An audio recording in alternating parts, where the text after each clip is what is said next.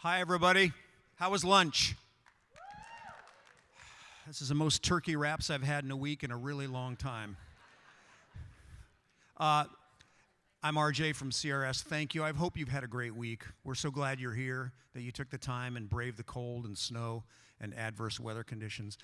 I want you to do me a favor during and after this session, okay? Please do this for me. Right after this session, we are going to present Eric Church and Luke Combs with the CRB Artist Humanitarian Award, okay? And then after that, Eric and Jelly Roll are going to sit down for a conversation. It's going to be really helpful if after you hear the cycle of a song with Dasha, just remain in your seat, because sometimes a session ends and people get up and they have the conversation of the year in the back of the room, and we're going to reset and all that, but please just stay seated. We're just going to keep this going from now until about 4 o'clock. So settle in. Please do us a favor, because we have Dasha and Eric and Jelly and Luke, and trying to get them in here and get this so we can get out to new faces. Will you do that for me, please? All right, thank you so much. Man, I love country industry people. They're just the best, you know? They're not, no, we're not going to do that. Anyway, this is the final cycle of a song session. These have been so good. It's such a great look at the journey from the beginning of a song to when it crosses the finish line and beyond. And this panel is amazing. So I'm going to start by introducing the moderator for this session, and he'll take you through it. Thanks for your cooperation. Thanks for being here all week. Please welcome the moderator for Cycle of a Song with Dasha, Mike Chester. Thank you. Hello, everybody.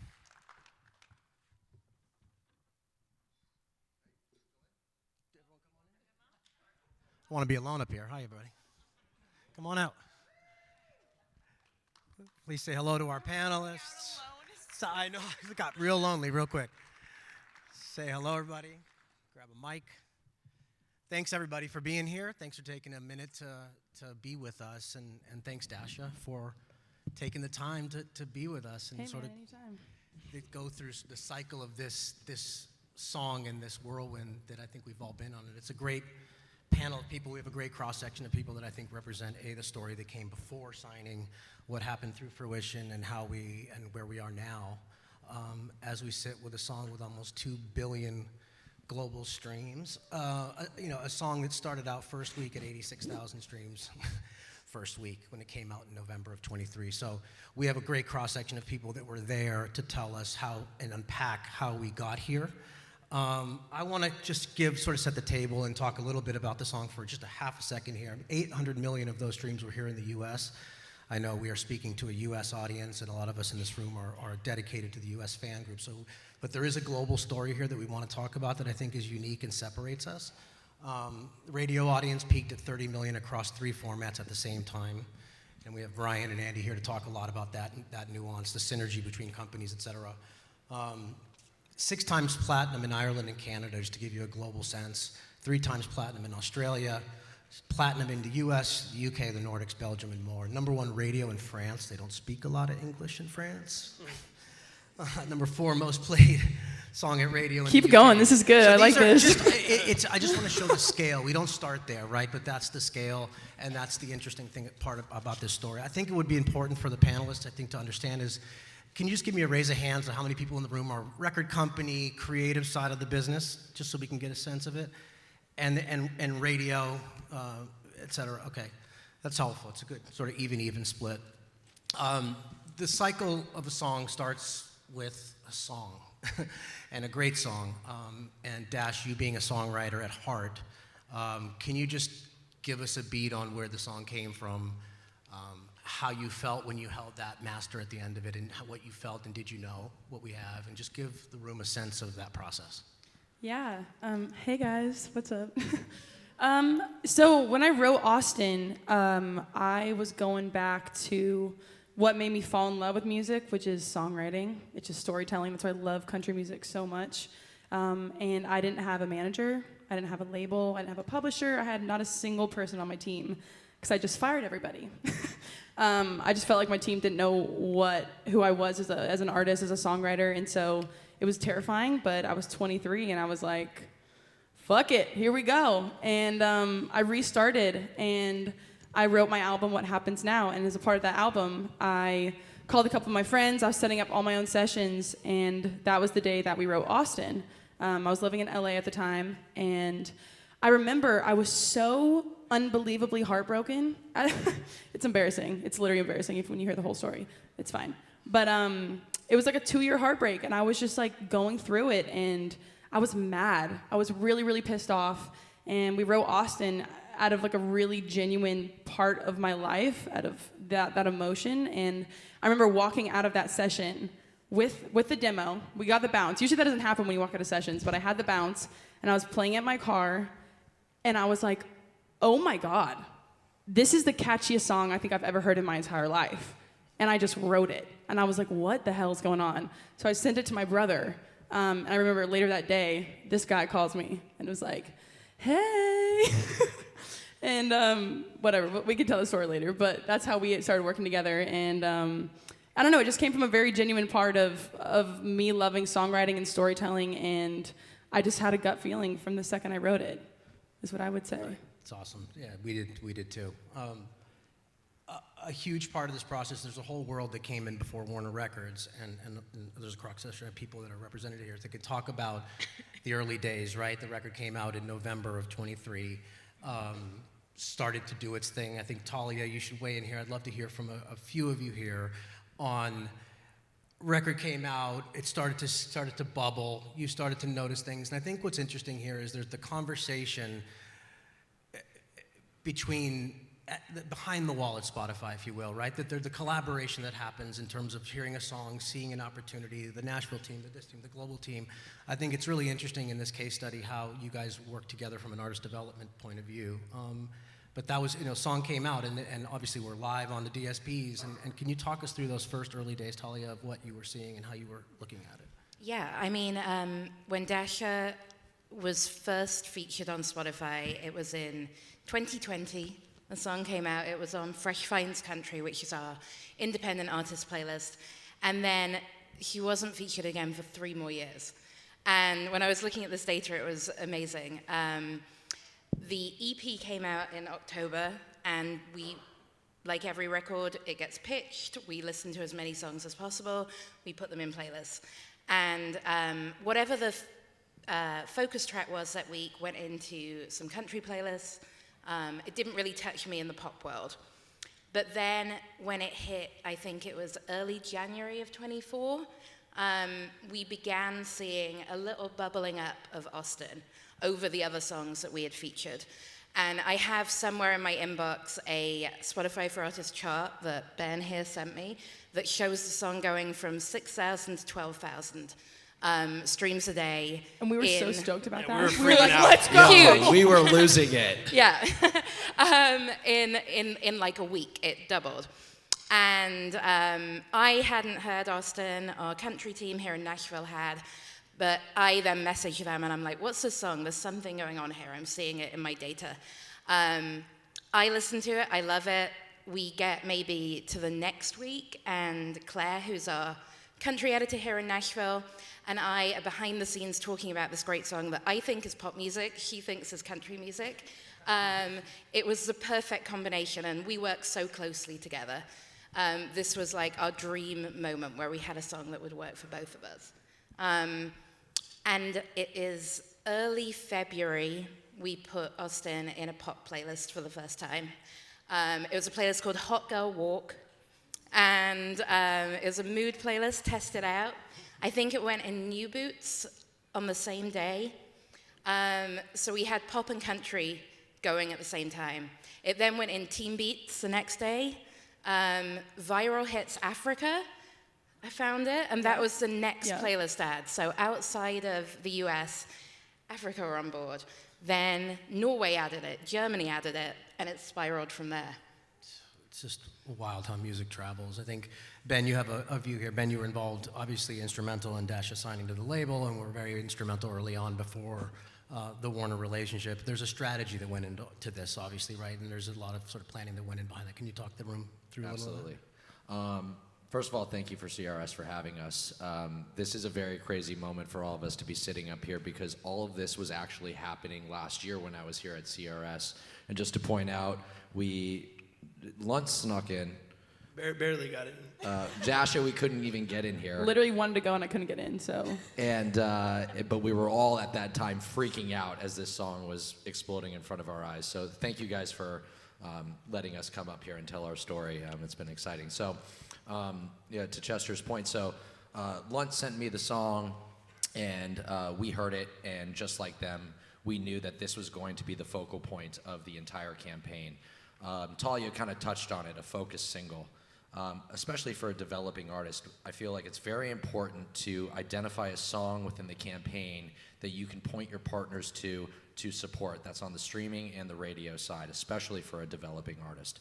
So we knew that Austin was going to be that moment for us. How we capitalized on it, we usually suggest for a developing artist to put your song out on the day of album release. Dash, we had a lot of conversations about because she wanted to transition and become part of this world, become part of Nashville and become part of country. So we felt like it was more important to put this song out earlier and allow this song to breathe for the entire campaign. We released 3 other songs after that on a simple 4-week cadence leading up to the end of 2023. I think, Dash, you went dark in September on your socials. We decided that we would put out 1 song before Austin just to kind of set the table, which was Even Cowboys Cry, and then we would release Austin, and that is when we were like, we're going to Spotify, we're going to Apple, we're going to Amazon, Pandora, Sirius, we're going to start pitching this song. Expectations were, we're not going to get much, right? We have a lot to build, and we have a lot to prove in ourselves, but this was the moment that we were going to use to push our partners to it, and we got, because of a lot of people sitting in this room that took a chance on it, we got some very solid support to kick off, and it was great. We debuted at 3,000 streams globally on Spotify first day. And I was so excited We were about pumped. that. You don't understand. I came from just nothing, you know? Like, I came from not even having a team, and then I got this guy on the team, and then Ben at V3 and Josh, they were the ones that really believed in me first. They heard Austin in the album, and I was kind of like hardballing them a little bit when we were signing the early deal because They fucked with us. I really fucked with them. Yeah. And shout out Avery and Christina from King PR too. They played a really big Yes. The OG team, if you saw my People's Choice Country Award speech, I shot my OG team up. Like, this is the people, just FYI. Yeah. But where was I going with that? Well, I don't even know. I'll continue the story Okay, for you, go for Dash. it. I'll pick Yeah, it back up. So when we decided that we had the streaming plan locked, that's when we started talking about our marketing ideas and what we're going to do. Dash and Alex said, Dash goes, I want to do a line dance to this song. I can see this in every honky-tonk around the country. Great fucking idea. That, like, right out of the gate, we were like, that's awesome. I said to Dash, she says, I think this can go viral. I go, that's awesome, Dash, but I want to be realistic with you. It's very difficult for artists these days to start a viral trend on their own. But this is such a great idea, and we have no money toward this project, that why don't you go off, choreograph this dance. Let's release this dance 2 weeks before the album comes out so that we can go back to our partners and say, hey, we've got some growth happening on Austin. We've got an album coming out in 2 weeks, and hopefully Talia and Claire will put it everywhere on Spotify. So that was kind of the crux of our entire plan.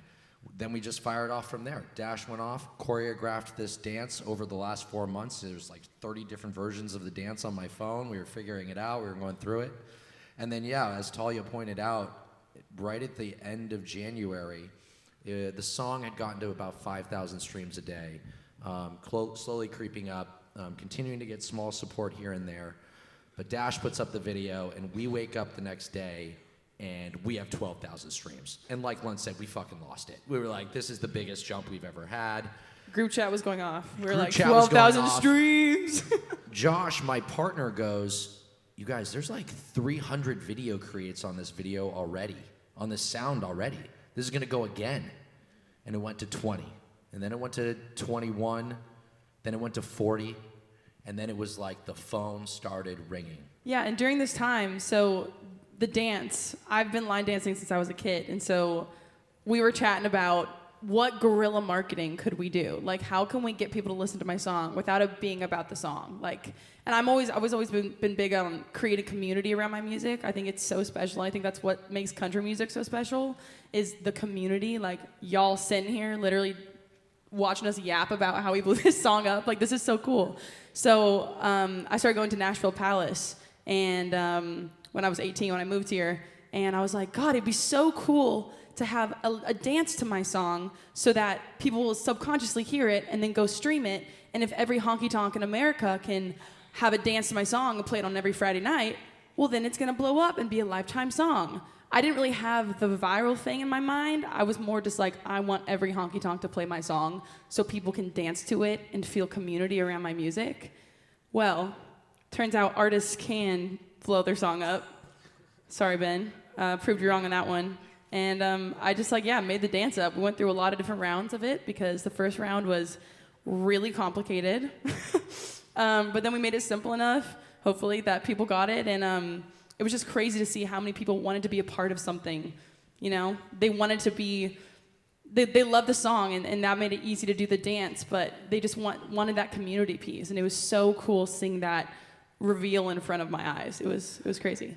Yeah, I think something really important on that stage, especially with the TikToks, it's like every manager, every label, A&R, everybody's just constantly grinding their artists to like get traction organically, so then we can go to the radio teams and start building a real narrative.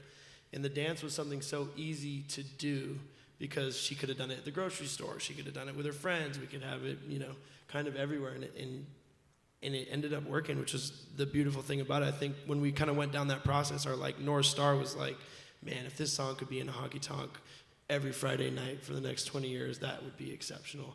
And I remember after like even a week of it starting to really go crazy, we started getting these videos of people doing it in honky tonks. There'd be like 20 people on the dance floor dancing to it. It'd be like a DJ being like, yo, this is crazy, sending us these videos.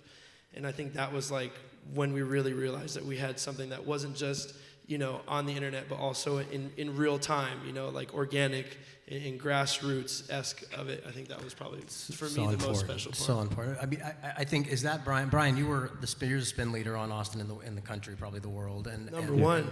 And we're the first sort of to pick up on this without sort of an organic story or a long setup. Was it in this stage, because it was pre-Warner signing, that you started playing the record, right? Yeah, I actually found her before it. I was telling her earlier. She was doing a mashup on Instagram, and what was it The called? 615 House mashup. I don't know if anyone saw the 615 House, but she went through, every country song, I think, of like the last 10 or 15 years, and she was kind of dueling with a guy on there, and I was watching it going, God, this girl has a ton of talent. And I think that might have been in December of 23. And then January, February come, and Sean Patrick, who is the assistant program director at KY Joe and one of the finest programmers in the world, he's really on top of stuff too. And he'll tell you, like me, we don't look at Spotify as an adversary, more of an opportunity actually to kind of see what's happening. It's, this record store, albeit a more convenient one, where you can kind of see the propensity for audience to find favorite songs. And Dasha was everywhere. And was it February, Talia, where it was? And then we listened to, and he goes, I don't know if you say it Dasha or Dasha. I go, I think it's Dasha. And I go, yeah, I've seen her. I said, come watch this video on Instagram. I go, this girl has a ton of talent. And then I started calling around going, who has this project? I've got to know.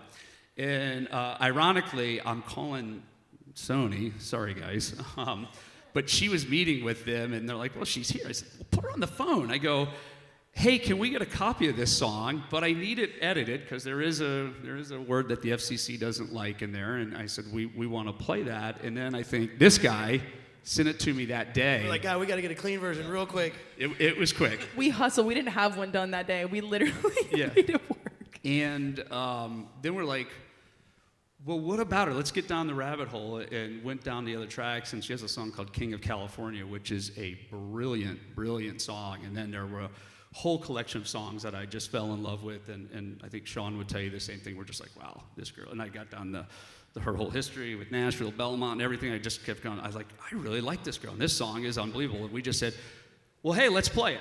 And then I think that was the first week of March, if I have that right. I don't know, you guys will know more. Yeah, that's right. And I think by the second week, I'm like, oh my God, this song is the #1 song in Call Out. And you could see, obviously not everything that streams translates always to radio. It's kind of like a Venn diagram. The people who are streamers, the people who are radio listeners, and you're trying to deliver an expectation on your radio station. But we saw it immediately, like with passion and engagement, and then the song kept growing and growing and growing. I mean, till today, where it's still a top 5 song on KYGO. And I will tell you, and I was telling her earlier, I mean, the 3rd biggest song of the year in Denver, which is pretty impressive. So, congrats. It's really awesome. I think,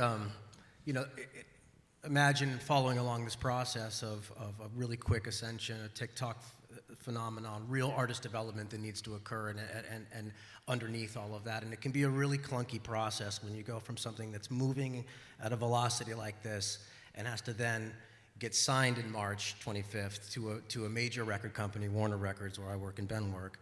200-person company can be a really clunky process. Take it off of V3, ingest it into Warner Records, the pipelines, and then also a 200-person company gets socialized, and then you have to socialize and engage your Nashville team. We have a very unique situation here, and I think, Andy, you can speak to that in terms of the synergy that's I think, one of one.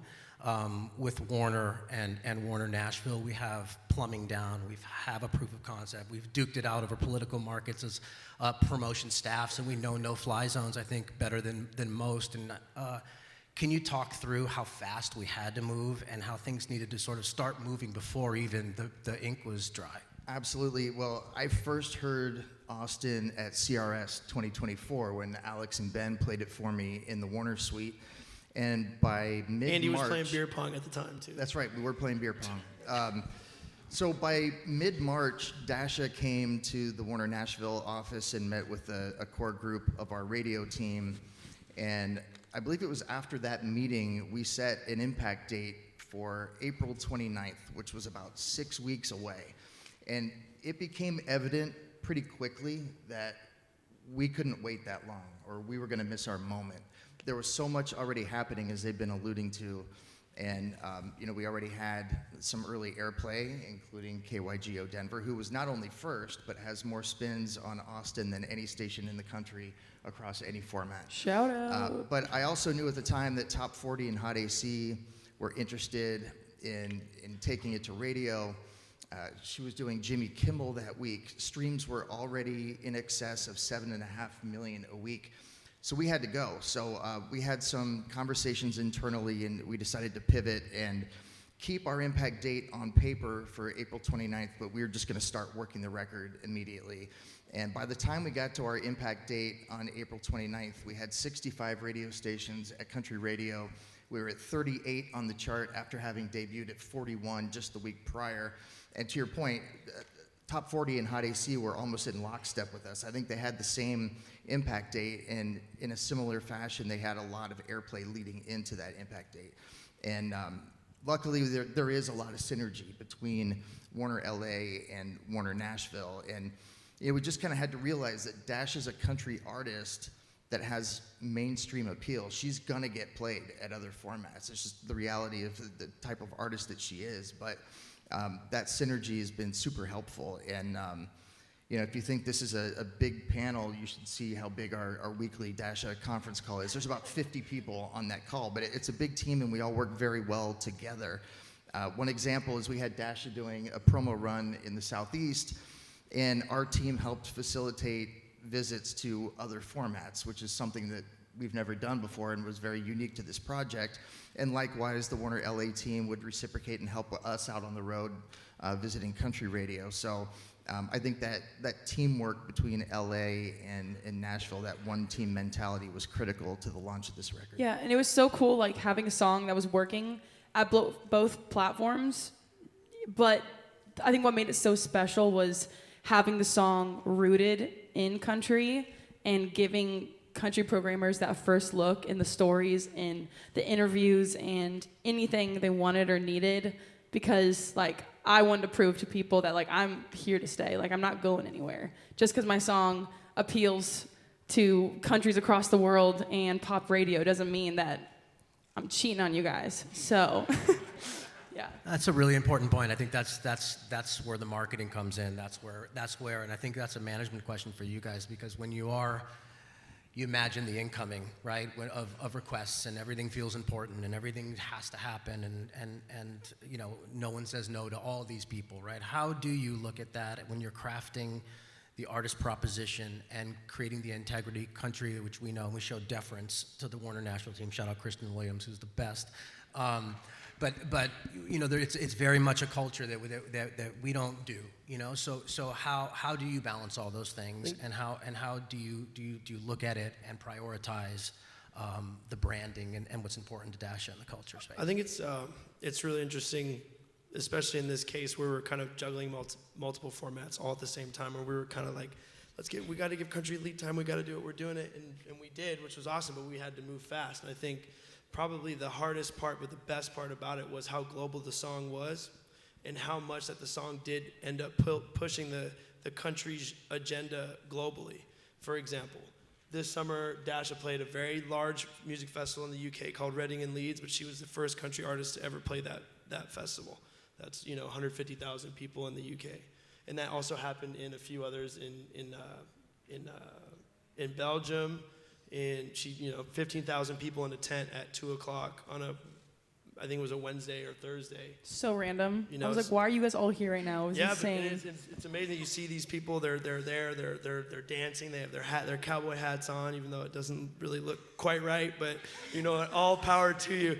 They don't understand half the things I'm saying, but goddamn, they showed up. It was so cool to see the rest of the world get so excited about being in the country world. In the culture, yeah. Especially even just like on the headline shows in Europe, for example, like instead of just having like a typical opener, we had line dancing instructors and DJs, and you see like a room of like 800 Swedish people just moving back and forth. Nothing wrong against Swedish people. So funny though. They're moving back and forth and trying to dance and like do this thing. It's just great because I feel like the immersion of the culture is really happening globally. And you know, I really, not to toot her horn or anything, but truly also paving the way internationally to like, you know, expand the genre as a whole, but not also just here in Canada or Australia that are very much country markets.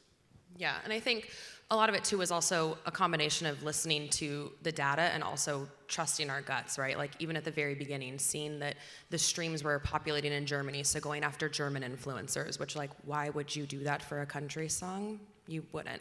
And trusting your gut and the rest of the team's guts to be like, hey, I think we really need to prioritize this. Let's be strategic on that. And a huge testament to it is Dasha's hard work ethic. Like, I think I can speak for all of us up here that sometimes we feel like we're standing still because she is the hardest working person in the room. So I think a huge balance of that schedule and that demand wouldn't be possible without her. It's critical when you have that kind of acceleration. I think you hear TikTok story, and I think all of us go, oh no, we got to develop the art. You know, I think you don't want too much of that. You've been very conscious and very deliberate about making sure the integrity is there along the way, and that your brand as a songwriter is at the forefront. And I mean, Ben, do you want to add? You had something to say, I think. Yeah, no. It's funny that you guys are talking about this because I also feel like we kind of thought about this before this all even happened too. And I did kind of forget to mention, like, one of the other really important pieces that we wanted to establish was Dasha's presence here in Nashville. And that is not a typical thing that you would do for a developing artist in any real genre, just from a PR perspective. And so bringing that to the table too, I think really kind of like set the table for Avery and Christina, who are here at King Publicity. They took Dash and just really kind of started solidifying here in Nashville, which really kind of like helped a lot of like what we were trying to tell as the song was blowing up. And also, Katie's point, Dash, you were like every day. We created a war room. And Dash was like there every day, interacting with videos, redoing the dance. And Lunt mentioned it. She was doing it in every single place. I think the first video that really exploded was you did the dance in your horse stable. At the barn I was working at. With shit around you. Like, yeah, I was working at a horse ranch to pay my rent straight up out in Franklin. And Alex is like, do it 5 times a day. Post 5 videos a day. And I was like, I got to go to work. And I was like, okay, here we go. So I put it up on the fence post. 70 million views. The fuck? Like, why? I don't know. It's crazy, but I think they just like could see how. I think they could just see the authenticity around it, and like that's just my lifestyle and what I'm doing. And I write songs, and here I am, you know? And that authenticity, I think, is a huge part of all of this, right? Like the song is amazing and virality is incredible, but I think anybody here that's met Dasha, like once you meet her, once you know a single piece about her, you're instantly in love with her. And that's a huge testament to building that storytelling and that artist development that Chester was talking about as well, is getting people to know like who this girl is. She didn't just come up overnight. She's been working at this since she was 8 years old. When did you play your first show? 8, yeah. So it's been a while. And, just giving that stamp of legitimacy to her to be able to be like, I'm here. I'm not going anywhere. And I'm here to stay in Nashville and working with the best people in the world now. And on the kind of, you were clearly a country artist and rooted in Nashville. And that was something that on the pop side we wanted to be super conscious of. As I said, country and pop were working hand in hand at Spotify. But if we rewind a few weeks, we added Austin into our global flagship pop playlist, Pop Rising, on the 22nd of February. And There's a I was video just checking of dates. Ben crying if anybody wants it. Yeah, I have a text from Ben that's just all in capital letters, Pop Rising, and then like 40 question marks. But we And some tears. I think Ben. We have to did tell the ugly story cry. after you're done telling Yeah, it because okay. it's so funny. But we were like, I was like, oh, she's clearly a country artist, but this is a hit. It's gonna go. I know it's gonna work in pop. Am I going to ruin this girl's life by putting her in a pop playlist? Because is that going to be okay for Nashville? Or are they going to be like, oh, is this now pop? When you clearly were authentically country. Was that the first country artist to be on the cover of Pop Rising? The first country artist, and then the following week, she was on the cover of Pop Rising. And the first country artist, the first independent artist, I think, to ever be on the cover of Pop Rising.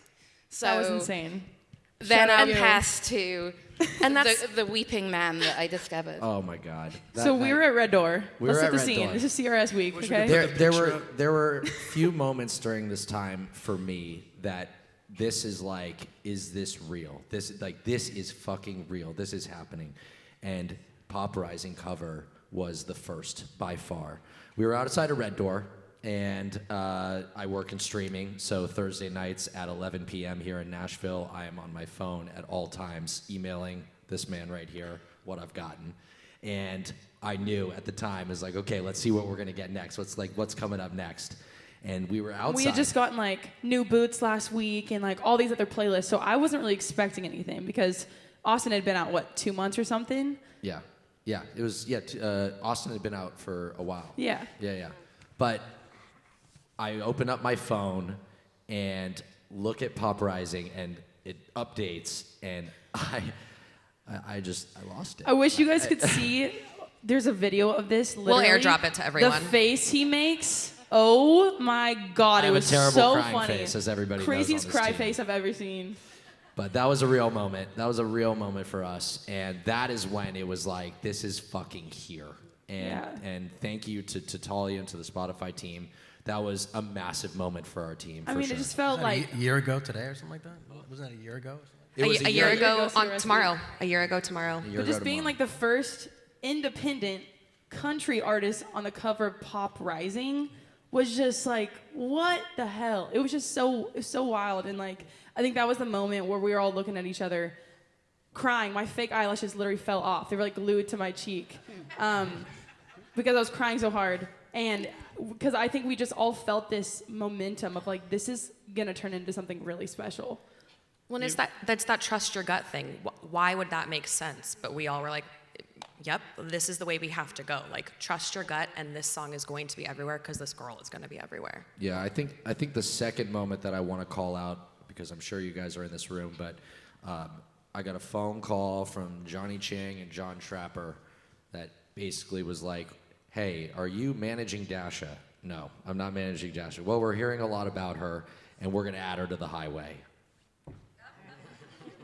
Oh my Shout God. out, you guys. That was crazy. And then my Ben cried God. again. We're like, it's okay, Ben. Cowboys cry too. It's okay, man. I think it's interesting when you talk about the country audience, you talk about Pop Rising, you talk about New Boots, and they are very different lists.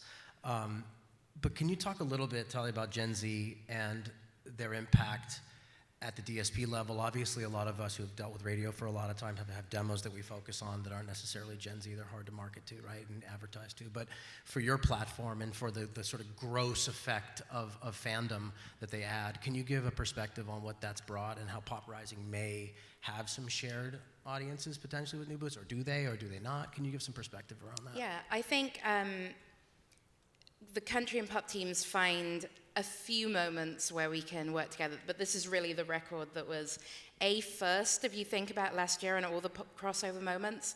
Austin was the first one to do it and set the scene for the rest of the year. And our Gen Z audience are really important to us. They're the future of our listening. And we were just seeing data, as I said, from kind of across the world with our younger audiences who were saving this song, sharing it, adding it to their own playlists, and being able to see in our back end the audience share being really leaning left towards the younger audience felt like a good bet, really, for us to put everything behind Dasha. So she was in Pop Rising, she was in Hot Country. They're probably quite separate audiences. But then it levels up to Hot Hits, which we have for every country, and then today's Top Hits probably came a couple of weeks later, which is a pretty young-leaning audience, and that's our global flagship. And the song stayed in there for nearly a year. It only came out a couple of weeks ago. And the Gen Z fan base that we saw driving the performance of the song was really key, and did mean that when editors all around the world were talking about the song, we were able to share that. We were seeing it, I think Norway and Ireland were the top 2 markets. So yeah, we were saying about line dancing. And actually, that reminds me, Claire and I launched, I mean, it seems crazy this didn't exist, but a Gen Z leaning line dance playlist, because solely of Austin kind of clued us in on this new world of new fans engaging with that kind of community. Description, did your boots stop working? Exactly. I was geeking over that. It was That so was cool. insane. No, it was cool because like I feel like the art of line dancing kind of like died with my generation. Because I mean, you know, when you go out, it's not like the first thing you think of. But like in my parents' generation and older, that's what you would do. You know, you'd go out to bars and dancing was kind of at the forefront of social life. That died kind of with my generation, and that sucks. And I think I'm 15 years of ballet. Like, I'm a dancer through and through, and I've said I've been line dancing since I was a kid just because that's how I would flirt with boys at the Mid-State Fair. You know, you go line dancing. Boy crazy. There you go. 1 + 1 is 2. But, yeah, no, I thought the dance becoming what it did, it was so cool. It wasn't my intention, but it kind of brought forth this, like, line dance back to my generation of, like, oh, this is actually a really cool thing to do. And then people are like, where do I go in Nashville? I'm like, Nashville Palace, pull up. It's so fun. It's like the best night out you'll have in Nashville. And now I feel like it's kind of breathing again. I don't know. I want to keep making it a thing, but I mean, the export of what Nashville and country music is providing to the world now is something everyone in this room should be really proud of, right? I think, you know, you're talking about corralling a lot of different audiences, right? We're talking about Gen Z, we're talking about radio audience, we're talking about young, old, everything in between. And Andy, you're talking about pop audiences, country, hot AC, and you're trying to mush them all into the same corner, right, at the same time, which is very unique. We know what research is. We know how tough it is to get familiar records these days in the markets. You know, multiple formats always help that. They can also be polarizing, right, and run people off. How did you guys navigate that? And did you find that one hand shook the other in this case with formats converging at the same time, given the artist development happening at the same time? We were paving the road while we were driving on it, right? Yeah, I mean, there are 2 ways to look at what happened with research, because in certain markets you might have 4 stations playing Austin. So we did hear from some people that they were feeling some burn on the record because of the market saturation, but at the same time, it almost provided a roadmap for us that we're not accustomed to having, because Top 40 might be sharing a research story with me that's telling me it's working in that market that I can then share with country and vice versa. Maybe the country station is leading and they're like, hey, what are you seeing over there? Like, what's going on? So we were able to kind of share stories from 3 formats. And you know, Jeremy from the Hot AC team and Josh Reich from the Top 40 team, I've known them both a long time, so we were able to have very candid and transparent conversations about what they were seeing, what we were seeing, from market to market. And I think having that to help us was a great guide for the record. Yeah, I would add too, for the programmers, 2 things can be true at once. it can be a hit at multiple formats. I know we can be a little precious sometimes with our format, and they're not mutually exclusive. And I say, let your audience tell you what is country to them. And they said, this was a hit for them. So if you didn't play the song because you go, well, I don't know if it's country or not, I can tell you there was empirical data that says that was the wrong move. Don't mess it up on the next single. Trust me, it's good. Yeah, look, I think, programmers will tell you to get hurt for the records they play, not the ones they don't, right? And so how do you look at a record? It's a fine line, right? What are the indicators you look at from a data perspective, a sonic perspective? Are there certain indicators that give you the pass versus, hey, this is probably not a fit? Well, I think they'll tell you, if you have good research, you're going to find out right away where the passion is. Look, some things, call-out's not a perfect animal either. You're looking at engagement across the market. We talked about it on another panel yesterday about, what is country. And there's a lot of data available. Spotify provides a lot of data into local markets, actually. You can see how songs index in a market.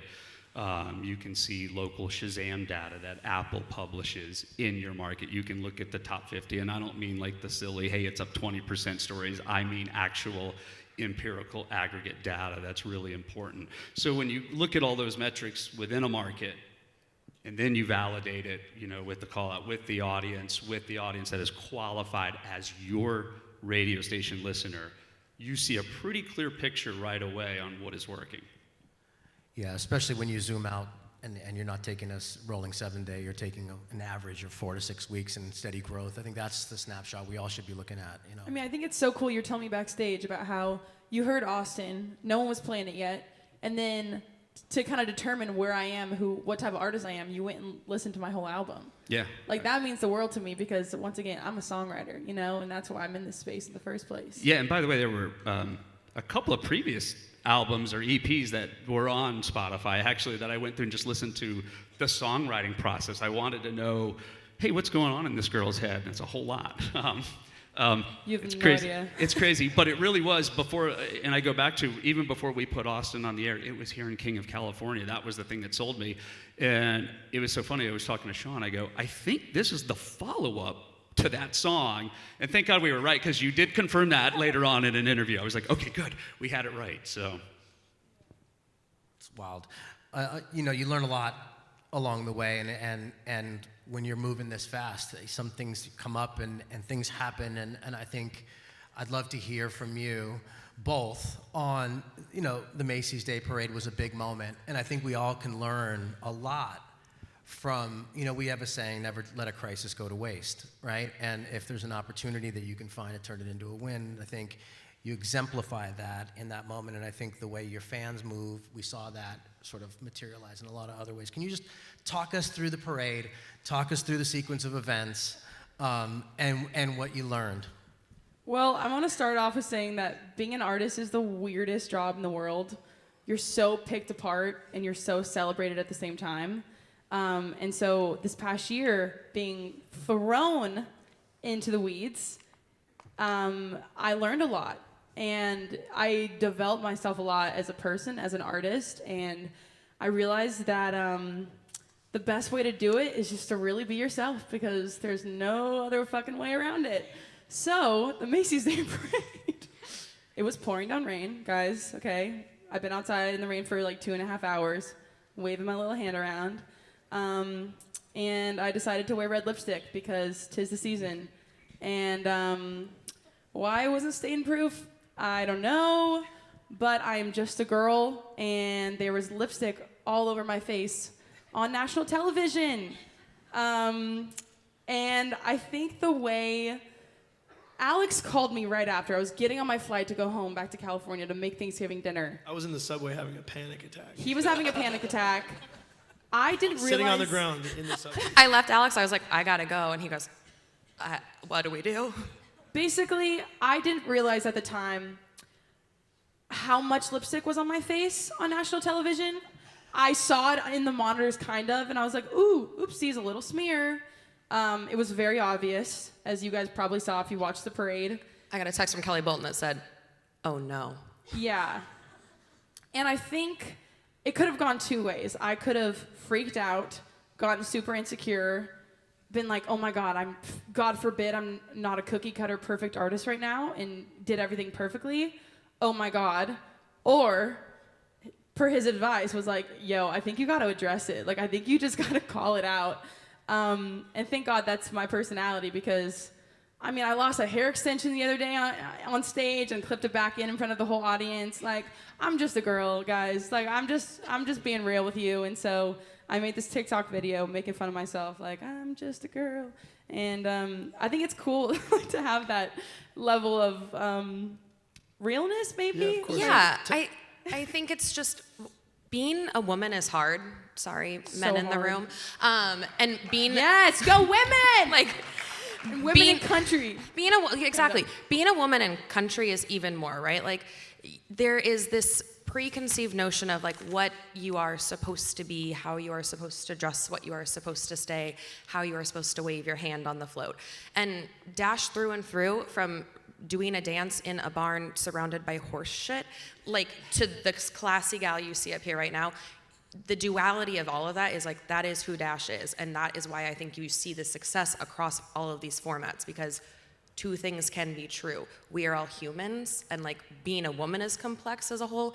You can balance in all of these worlds and continue to show women from across the world, like it's okay to be messy. It's okay to not have it together. Like it's okay to still be figuring it out. I'm 33, I don't have it figured out. Do any of you? I don't think so. Yeah, if that happened to me, I'd still be under a bridge right now. I'm not talking to anybody. So, but that's a real testament to who she is, because it's such a pleasure to work with her, because again, one, she works so hard, but two, she's just so unapologetically herself. And when you have an artist who knows who they are and knows what they want to do in life and knows that what they're doing is the truth themselves, then it's easy. Because if none of that clicks, it's going to be a very hard uphill battle, and the consumer is going to see that right away, that it's not authentically you. But Dasha is 1,000,000% herself. That's it. Things are going to happen, right? Life's going to hit you. Everyone's got a plan until you get punched in the nose, right? And especially having like I gained so many young fans last year. There's like little 8-year-old girls in cowboy hats riding the rails at my headline shows. Like, it's the coolest thing ever. And like, I remember looking up to Taylor Swift as a kid and Casey Musgraves and being like, whoa, I want to be like them. And so now I recognize, like, oh my God, I'm in that position where these little girls are looking up to me of how they want to show up in the world. And like, through my music, through my lyrics, through my socials, through who I am, I really, like, my main purpose is I want to be a role model for them, to show that it's okay to not have it all together. And I want you to be so empowered in who you are, exactly who you are, and fucking show it, you know? Yeah, sometimes being bold and perfect are in conflict. Yeah. Right? And I think you can't be perfect all the time, and that's just part of who we are and what makes your fans connect big time. I guess if you could take, going back to when you blew out your old team and you were sitting there going, what's next? And that Dash, right? And vulnerable and all ahead of you, with all that you've endured and how much you've grown, like, I mean, unbelievably since I've met you. What would you tell that person? Is there advice to an artist out here who's just maybe on the beginning of this journey and a mistake they don't have to make, or something you would just tell the room? Kind of Tearing heavy up. question. God damn it, guys. What would I tell myself? I mean, it's been such, like I said, it's so strange getting so much hate and so much love at the same time. I don't think any human's supposed to ever have those mixed conflicts. I can't even speak. Hello. The conflicts coming back in, and it was so strange to figure out how to stay balanced in so much love and so much hate. And I mean, I don't even know what I'd tell myself. I just would say, you got this, and like, the more fearless you can be, the better. Because as an artist, the fire and the passion and the music, it has to start with you. Your team is incredible. I have the best team in the world. I cherry-picked every single one of these motherfuckers up here, like, literally. But that being said, as the artist, you have to have the fire. You have to have it begin with you. If you don't have the vision, if you don't have the decision made, they're gonna make it for you, and you have to remember that. So yeah, I would just say, like, trust your gut and be fearless, and just don't overthink anything and just run it. just run it. Go, girl. Well said. We got about 40 seconds left, so we're pretty good on our wrap here. But I think in closing, thank you to all of you. Thank you, Dasha, for being vulnerable and telling us, the story. And a special thank you to Country Radio and our Country DSP programmers who took a leap of faith and allowed an untraditional approach to materialize in what is one of the best testing female country artists. Yeah, no, we're hearing from our partners now. I mean, the cycle of a song for Austin is ongoing. I mean, it's a top 15 recurrent. It's a top 25 equivalent, meaning that it spins in points last week. If it were on the published chart, it would be a top 25 record still. And we're hearing from radio partners that it's one of the best testing solo female records that they've seen in the last 5 years, maybe of all time. Like, it's incredible what's coming back. So maybe the best measure Hell yeah. of a Thank hit you guys record very is much. Thank you guys not so chart much. position, but how sticky it is long term, and this song is sticking around at the sign of a true hit record. Well, let me add one thing, because I think it's important for radio to understand this, because I do run the revenue at the company, is that the long tail effect is in play still now. It's 12 million in audience a week at country right now. When playlisting has gone in a different direction, right? You don't have anything else giving pull, and what we see when you hit scale at audience, so 30, 40 million in audience, a year later, you're generating about $250,000 more in revenue a year, right? Gross. That's in perpetuity, more than what you were already going to stream. So that's a year. So you put that in 4 or 5 years, you're talking $1 million in revenue that you never would have seen had you not gone to radio. So the long tail effect is not talked about enough, because we talk about current records and we want the new. But the long tail effect, you guys are playing records in recurrent when no one's looking. They're providing awareness for our artists on songs that are subsequent to what they're working now. The long tail effect we see from a revenue side, and we do see a return on that investment, and radio does drive that. So thank you for that. Closing note, seriously, thank you guys so much to the whole country radio, country world being here, every programmer. Like, it really does mean the world to me. I'm not going anywhere, and I just appreciate all your guys' support so much. My dreams are coming true. I've never had a plan B, so thank God you guys believe in me, because who knows what I'd be doing. But seriously, thank you from the bottom of my heart. I love you guys. I know a lot of you guys, but if I haven't met you, please come say hi. It's all about community for me. So thank you again. Seriously. We'll see you tonight, New Face. New Please faces. stay seated. I think RJ's coming to grab the mic. But thank you all.